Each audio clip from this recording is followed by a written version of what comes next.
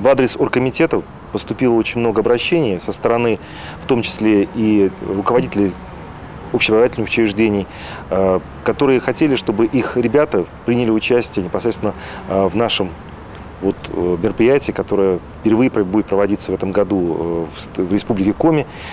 И мы хотели провести его в стенах этнокультурного парка, но поскольку удаленность не позволяла очень многим ребятам приехать на это мероприятие, а поскольку оно приурочено прежде всего к Дню молодежи, и мы хотели бы, чтобы гораздо большее количество молодежи поучаствовало в этом празднике, оргкомитет принял такое решение перенести мероприятие из этнокультурного парка села Иб вот сюда, на городской стадион. Я думаю, что это будет принято всеми только на ура, потому что ребята могут посетить наш праздник, увидеть хедлайнера, который приезжает.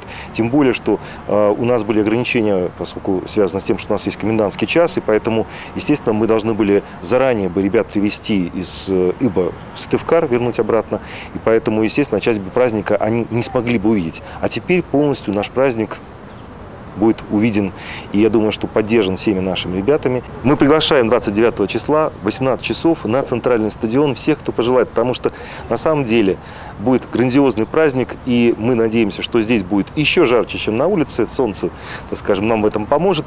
Мы приглашаем всех, не только выпускников вузов, СУЗов, но еще школьников, выпускников школ. Приглашаем родителей и знакомых посетить наш праздник. Двери стадиона 29 июня в 6 часов вечера открыты для вас.